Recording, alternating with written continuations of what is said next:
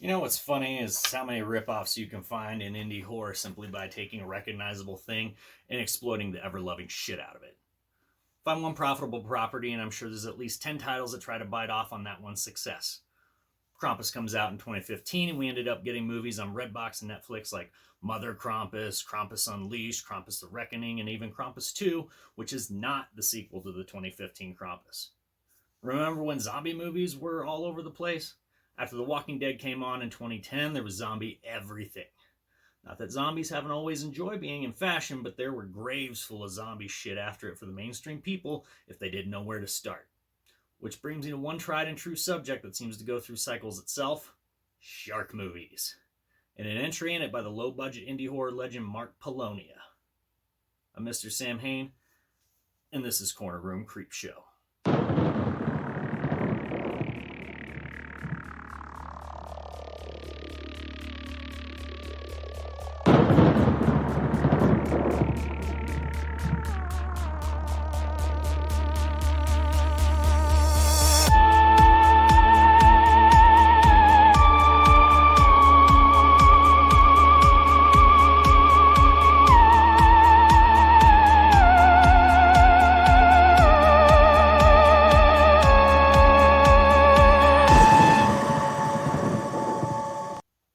Well, it's been a long ass time since I've sat here and done an episode of Corner Room Creep Show. I've been busy with work and it takes some time to put these together as a one-man operation.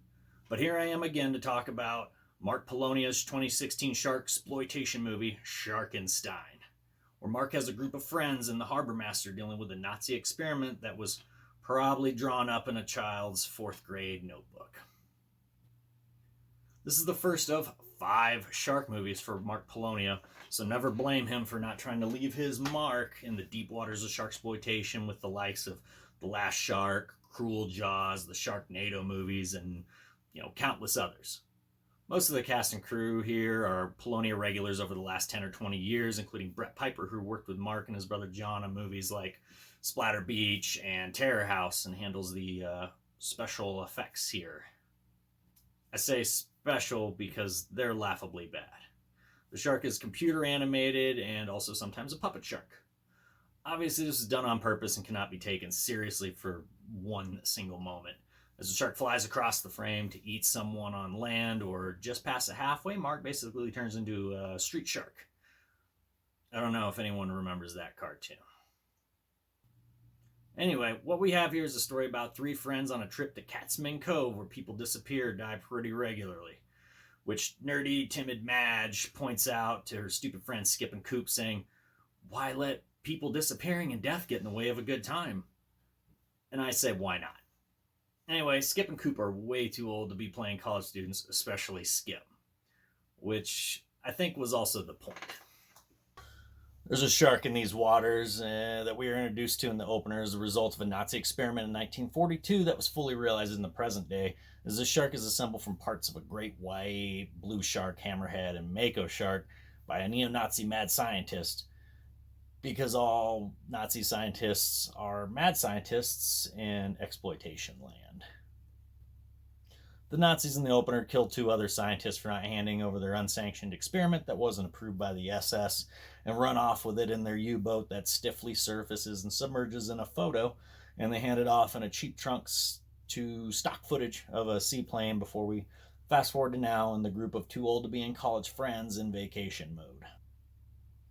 We shortly get director Mark Polonia as their boat guy doing a Silent Bob routine and get an entire scene of them just hanging out on this boat as the Sharkenstein shittily eats people around the cove, including a stock footage swimmer and divers. The shark is barely on screen in any of these eating frames because that would require more work.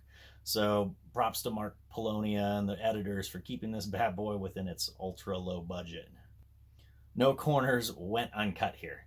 The shark appears and the person dying disappears, sometimes leaving behind computer blood, sometimes dismembered prop appendages, but always leaving me shaking my head. The shark eventually gets the brain and heart of Frankenstein's monster transplanted in it before it really goes rogue, setting up some really silly shit like it turning into a street shark, muscle arms and all, making Darth Vader dying, wheezing noises as it hunts on land, and even raping an aging porn star. Highlights of this movie being pretty much all of what I just said, plus the shoddy computer animation and laughably stitched in stock footage, especially one of a woman who literally changes from one person to another going into the water, and then using a boat as two different boats by simply adding a canopy. Presto! Different boat. Mark Polonia is truly a craftsman making trash movies with very little, plus great dialogue like, Great White has no natural enemy. Well, he does now. Disappearing people, sharks eating sharks, all the story's missing is a mad scientist. And the porn star saying, I didn't even get your name, as she's being raped by the shark. Sharkenstein is clearly by no means a good movie, and it doesn't even really toe the line of so bad it's good kind of movie, as the story is thin and the runtime waters weren't chummed with more cheese. I'd say it's good for some laughs at the special effects only and worth watching if you're a fan of the Polonia brothers, though Sharkenstein is a far cry from their earlier output like Splatter Farm, Hallucinations, and I'd say also even Feeders, which was an Independence Day cash-in as well. So we end up having 15 dead bodies, 12 of which are ate by Sharkenstein, 2 executed Nazi scientists, multiple minimum effort German accents, 1 computer animated shark monster, 1 puppet shark monster with muscle arms, 1 shark rape, 1 leisurely boat ride, 1 exploding boat, 1 dead cow, an exploding or a non-exploding exploding house, excessively bad computer animation, and also excessive stock footage usage. I give Sharkenstein just 1 star.